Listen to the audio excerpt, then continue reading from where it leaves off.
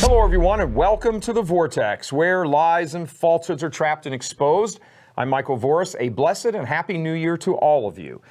Establishment types never like to be challenged. That's why they are the establishment. They secure power, and they make their view of the world the established order, the way of doing business, the status quo. They grow comfortable in their power and ignore the rest of the world. But then, as in the course of human events, things always tend. The low-life plebes, the great unwashed masses, the peasant crowd, begin to grow discontented. Then along comes a leader or a group, some other voice that taps into this discontent and begins to harness it for change. We see this currently in the political world of Donald Trump's campaign. He has given voice to a sizable portion of the electorate who feel like they are being taken for a ride by the establishment, the ruling elites. He has tapped into this. Like him or lump him, the phenomenon is real. Trump says what others will not say, and he says it brashly. And he is challenging a couple of different establishments in the process.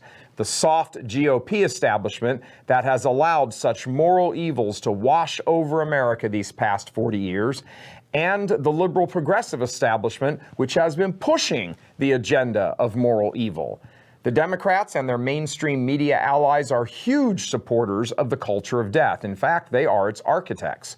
The Republicans have been the namby-pamby sissies who have not thrown up any significant opposition to the evil gang.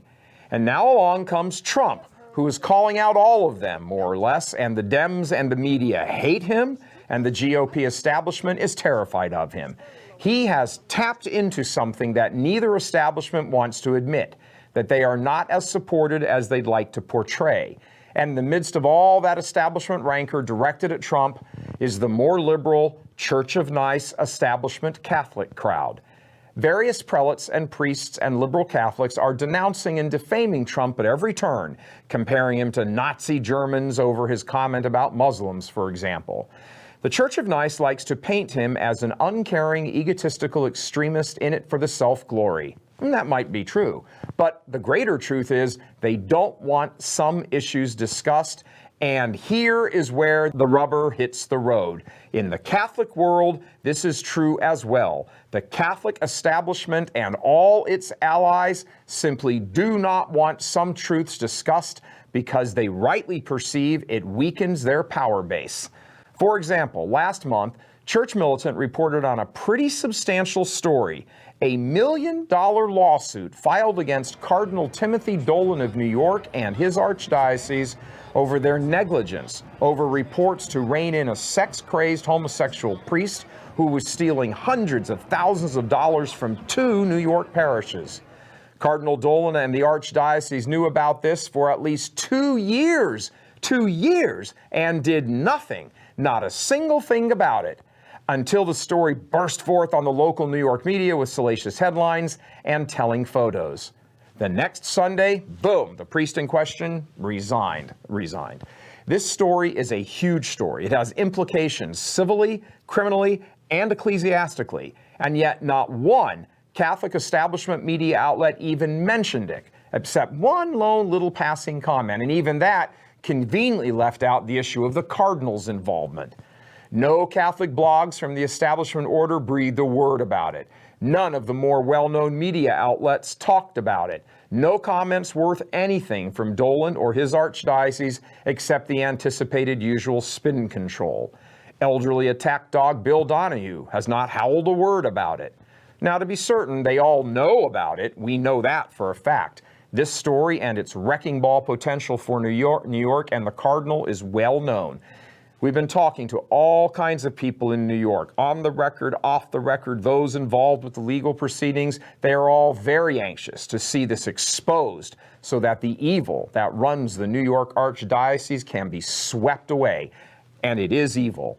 Multiple cases of homosexual priests in parishes living with their homosexual partners, and all of this ignored by the Chancery because of the homosexual collective that holds such sway within that Chancery.